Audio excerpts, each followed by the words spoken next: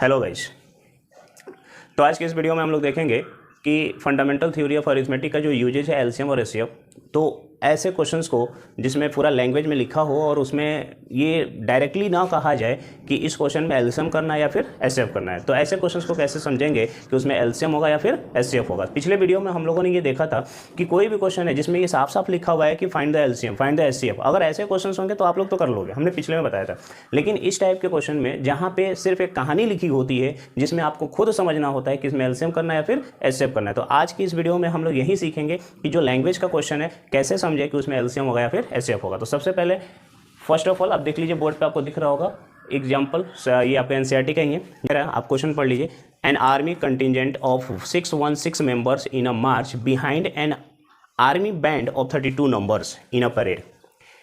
अब ये जो क्वेश्चन है आप पढ़ के बताओ, सोच के बताओ कि इस क्वेश्चन में कहीं भी लिखा हुआ है क्या कि हमें एचसीएफ करना है या फिर एलसीएम करना है। नहीं, हमें कहीं ये फाइंड आउट करने के लिए नहीं लिखा है कि आप एलसीएम करिए या फिर एचसीएफ करें। आपको क्वेश्चन पढ़ के समझना होगा कि इस क्वेश्चन में हमें एलसीएम करना है या फिर एचसीएफ करना है। तो आप क्वेश्चन एक बार पढ़िए, समझ में आ जाएगा। एक आर्मी कंटिजेंट है जिसमें 616 मेंबर्स है, यानी कि आप ऐसे समझिए एक आर्मी का पूरा कहीं पे पूरी आर्मी एक संगठन है जहाँ पे सभी लोग आर्मी के हैं और वहाँ पे टोटल जो मेंबर है वो 616 है।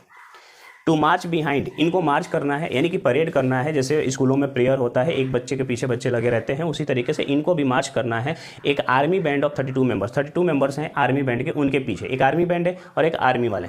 तो ये जो आर्मी बैंड है वो 32 मेंबर्स हैं उसमें, और उन्हीं के पीछे इनको भी मार्च करना है in a same number of column. लेकिन कॉलम सेम होना चाहिए। मतलब ये हुआ कि जितने ये कॉलम्स इनके बनेंगे 32 मेंबर्स के, उतने ही कॉलम्स किसके भी बने, ये आर्मी कंटिजेंट जो है आपके 616 इनके भी बनने चाहिए। यानी कि 32 मेंबर्स यहाँ पे हैं, ये जितने कॉलम्स में बट गए उतने ही कॉलम्स में इनको भी रखना है, सेम कॉलम्स में रखना है।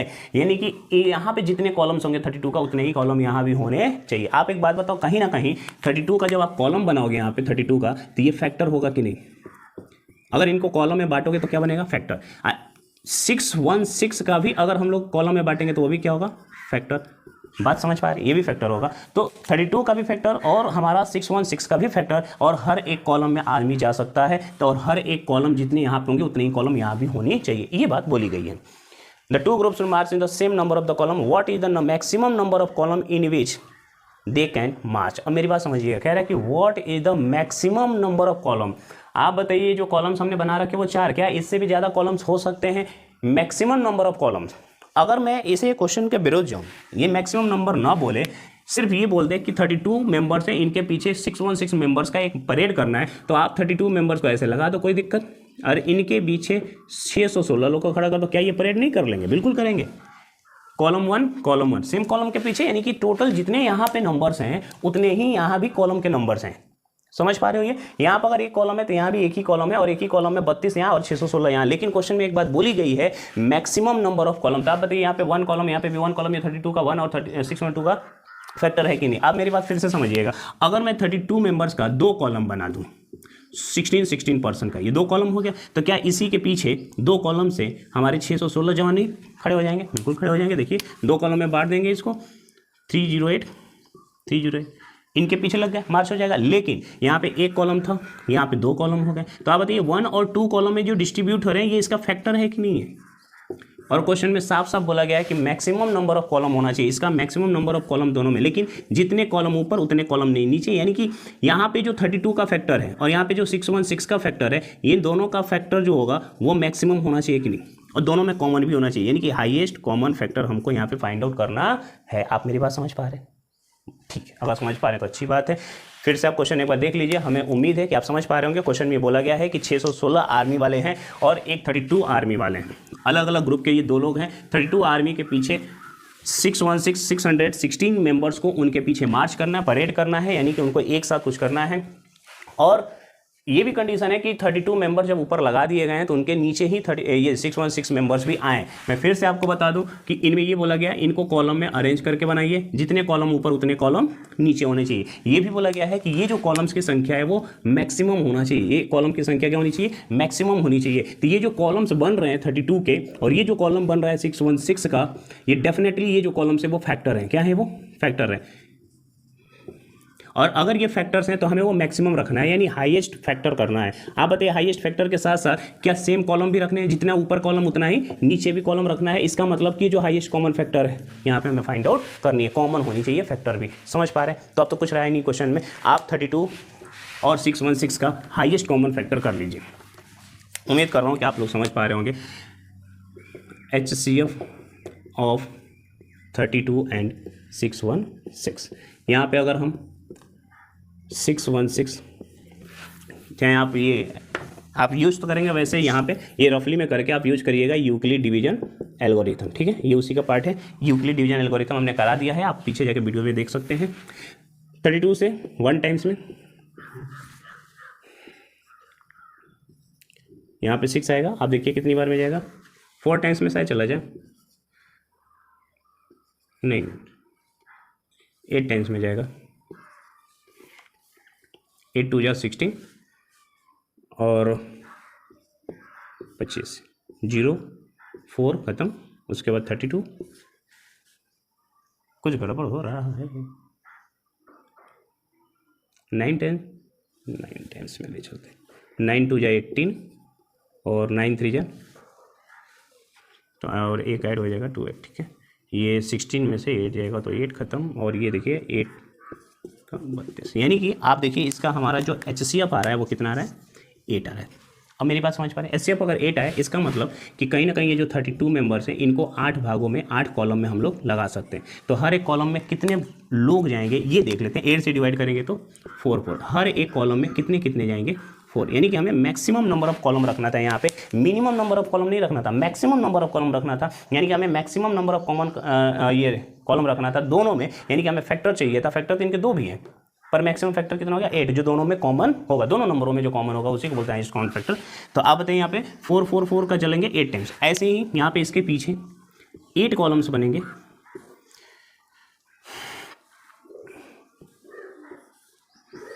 8 कॉलम्स 1 2 3 4 5 6 7 8 कॉलम्स इसके पीछे भी बनेगा, जो कि क्वेश्चन में बोला गया है कि जितने कॉलम यहाँ पे उतने ही कॉलम यहाँ भी होने चाहिए। तो यहाँ पे 616 टोटल आर्मी वाले हैं, तो 616 का अगर हम लोग 8 कॉलम्स में बांटेंगे तो कितना कितना जाएगा, 8 7 जा 56, यहाँ से हो जाएगा 5 कैंसिल, 56 8 7 जा 56, यानी कि इसमें एक कॉलम में टोटल 77%, यानी कि 77 जो आपके आर्मी वाले होंगे उसके पीछे चले जाएंगे। तो आप मेरी बात समझ पा रहे होंगे कि आखिर हम लोग यहाँ पे HCF क्यों कर रहे हैं। क्वेश्चन पढ़िएगा आप लोग अच्छे से, फिर से समझिएगा, इसको नहीं समझ में आएगा तो आप कमेंट करके आप पूछ सकते हैं, कहीं भी डाउट होगा मैं दोबारा इसको करा दूंगा। बात समझ पा रहे हैं? एक और क्वेश्चन है, आप उसको पढ़ के बताइएगा कि उसमें हम लोग को क्या करना है, उसमें LCM करना है या फिर HCF करना है। समझिए इसको, क्वेश्चन आप पढ़ लो, पॉज करके पढ़ सकते हैं।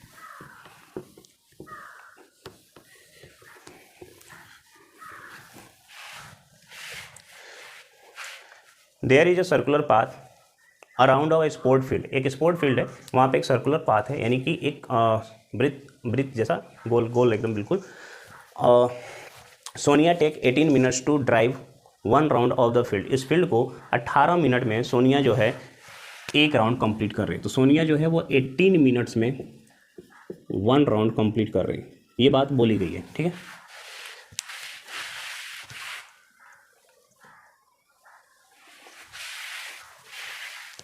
और Ravi take 12 minute for the same, और उसी राउंड को रवि अगर कंप्लीट कर रहा है तो 12 मिनट का समय ले रहा है फर्स्ट राउंड। मैक्सिमम बच्चों को ये पता है इसमें क्या करना है, लेकिन फिर भी आप एक बार समझ सकते हैं कि क्यों हम लोग इसमें अगर LCM कर रहे हैं या फिर HCF कर रहे हैं तो उसकी वजह क्या हो सकती है। Suppose they both start at the same time. Suppose करना है कि दोनों एक ही टाइम पे स्टार्ट कर रहे हैं, दोनों एक ही टाइम पे स्टार्ट कर रहे हैं at a same point at the same time, और एक ही टाइम पे एक ही जगह से जा रहे हैं, and go in the same direction, और एक ही डायरेक्शन में भी जा रहे हैं। कहने का मतलब ये है कि ये लोग क्या कर रहे हैं, सर्कुलर पार्ट में सोनिया और रवि एक साथ एक ही डायरेक्शन में एक ही पॉइंट पे ये चलना शुरू कर रहे हैं, इस पॉइंट से चलना शुरू कर रहे हैं, एक ही डायरेक्शन में चल रहे हैं। ये जो है वो 18 मिनट में कंप्लीट कर रहे हैं, जबकि ये 12 मिनट में। आप बताइए जब ये चलना शुरू करेगा रवि तो ये 12 मिनट में ये यहाँ पे आके बैठ जाएगा, लेकिन कहीं ना कहीं ये जो सोनिया होगा वो अभी पीछे ही होगा, इसको यहाँ तक आने में कितना मिनट लग जाएगा, 18 मिनट। आप बताइए जैसे ही सोनिया 18 मिनट में यहाँ पे आएगा रवि कहीं आगे निकल जाएगा, यस या नो, क्योंकि वो 12 मिनट में ही कंप्लीट कर ले रहा है। रवि जो है वो 12 मिनट में इसको कंप्लीट कर रहा है। तो जैसे ही सोनिया, ये जो सोनिया है, अगर ये कंप्लीट करने यहाँ तक पहुँचेगी, 18 मिनट का समय लगेगा, तब तक रवि बैठा नहीं रहेगा, वो आगे निकल जाएगा। मेरी बात समझ पा रहे हैं? ठीक है।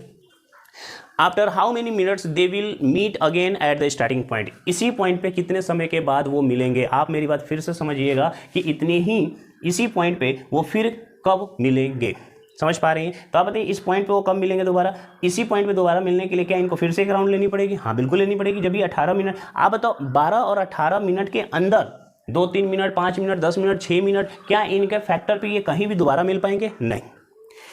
तो हमें क्या करना है, इनके फैक्टर पे नहीं मिलेंगे ये। फिर जैसे ही यहाँ पे सोनिया 18 मिनट के बाद आएगी, रवि यहाँ कहीं होगा, फिर ये 18 मिनट के बाद यहाँ पे आएगा और ये 12 मिनट के बाद आएगा। तो इनके टाइम के मल्टीपल होना यहाँ पे बार बार मिल रहा है। ये 18 का बार बार चक्कर हो रहा है, यहाँ पे 12 का बार बार कंप्लीट हो रहा है। तो 12 मिनट में ये कंप्लीट कर रहा है, ये 18 मिनट में कंप्लीट कर रहा है और एक ही टाइम पे चला है। तो अगला ये कब ऐसा टाइम होगा जब ये दोनों एक साथ फिर उसी पॉइंट पे आएंगे। इसका मतलब कहीं ना कहीं हमें इसका मल्टीपल लेना है, 18 का भी मल्टीपल और 12 का भी मल्टीपल। लेकिन एक ऐसा मल्टीपल मिल जाए जो दोनों में क्या हो, कॉमन हो।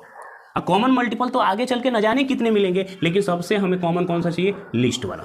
बात समझ पा रहे हैं? इस क्वेश्चन को समझने के लिए मैं एक छोटा सा एग्जांपल यहाँ पे दे रहा हूँ। अगर आप उसको समझ गए तो ये भी समझ जाएंगे कि यहाँ पे क्यों एलसीएम किया जा रहा है। आप सोचिए, बहुत सारे बच्चे हैं जिनको ये पता होती है कि अगर 3 बेल हों, बेल 1, बेल 2, बेल 3, अगर 3 बेल है कहीं पे और तीनों बेल कहीं कोई 5 मिनट पे, कोई 10 मिनट पे और कोई 15 मिनट पे बज रही है, एक साथ अगर इनको एक साथ 10 AM पे इनको बेल को स्टार्ट कर दिया जाए, बेल बजा दिया जाए 10 AM पे, 10 पे ये भी, 10 पे ये भी और 10 पे ये भी, तो आप बताइएगा, सोच समझ के बताइएगा कि नेक्स्ट टाइम ये कि कौन से समय पे ये इसका बेल बजेगा B1 वाला।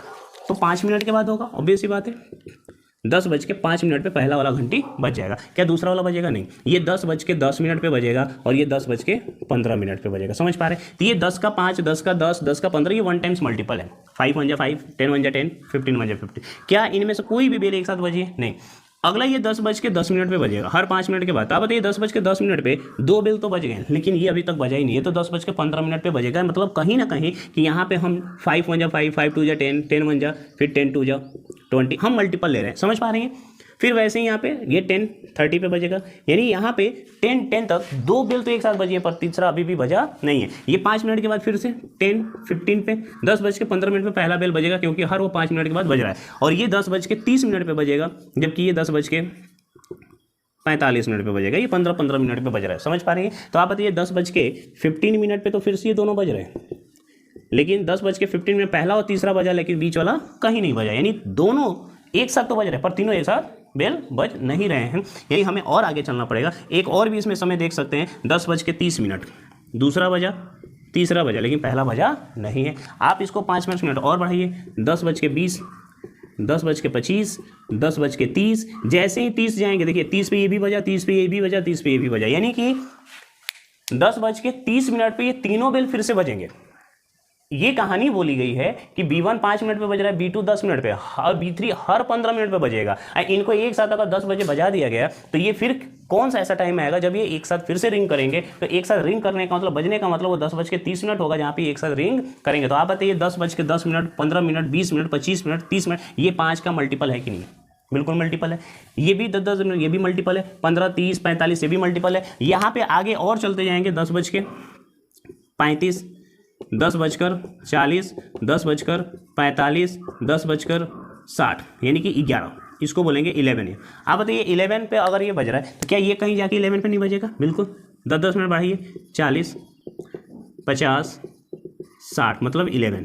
15 मिनट के बाद 10:60, यानी कि 11। आप बताइए ये 11 पे भी फिर एक साथ बज रहा है, यानी कि हमको मल्टीपल तो चाहिए, मल्टीपल चाहिए, लेकिन लीस्ट, एक कॉमन भी और एक लीस्ट भी। मल्टीपल चाहिए, वो मल्टीपल वाला जो नंबर वो कॉमन भी होना चाहिए। 5 का मल्टीपल 30, 5 का मल्टीपल 30 और 15 का मल्टीपल 30, यानी ये मल्टीपल जो है 5 का 30 है, 10 का भी 30 है, 15 का भी 30, यानी कि 30 क्या है? कॉमन मल्टीपल है, लेकिन लिस्ट वाला चाहिए। इसलिए हम लोग इनमें क्या करेंगे, एलसीएम करते हैं बचपन से, कि अगर 3 बेल को एक साथ बजा दिया जाए तो वो अगली बार कब एक साथ फिर से रिंग करेंगी, तो हम लोग आंख बंद करके क्या कर देते हैं, एलसीएम। तो वो क्यों कर रहे हैं अब आपको समझ में आ रहा होगा। यहाँ पे अगली बार ये फिर से 11 बजे भी एक साथ बजेंगे, यानी कि 10:60 पे भी एक साथ बजेंगे। तो ये 5 का मल्टीपल ही है 60, 10 का मल्टीपल है 60, 15 का भी मल्टीपल है 60, लेकिन हमको वो वाला नहीं चाहिए, जस्ट लिस्ट वाला चाहिए मल्टीपल, क्योंकि इनके मल्टीपल बहुत सारे हैं। मैंने इसके पिछले वाले वीडियो में बता रखा था, इनके मल्टीपल बहुत सारे हैं। तो हम लोग जो शुरू से करते हैं, आप लोग भी करते हैं, बहुत सारे बच्चे कर लिए होंगे कि इनमें हम लोग को एलसीएम कर देना। क्यों करना है ये बात आपको समझ में आ रहा होगा। अब जो क्वेश्चन फिर से दिख रहा है, देख लीजिए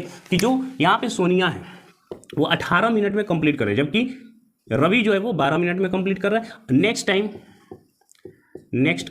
टाइम ये कब, नेक्स्ट टाइम सेम टाइम पे सेम पॉइंट पे यानी सेम प्लेस पे कब होंगे, तो हमें क्या करना है, इनका एलसीएम ऑफ 18 एंड 12।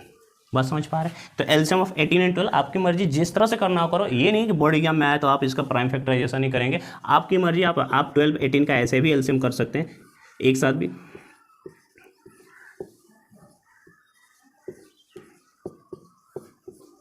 आप देख लो इनका एलसीएम कितना आ जाएगा। इनका एलसीएम आ जाएगा 2 × 2 × 3 × 3, 2 × 2 × 3 × 3, 2 2 4, 3 12, 3 72 मिनट्स का मतलब ये हुआ 1 घंटा 12 मिनट के बाद ये दोबारा फिर से एक साथ एक ही प्लेस पे आ जाएंगे, जिस प्लेस पे चलना शुरू किए थे। बात समझ पा रहे हैं आप हमारे।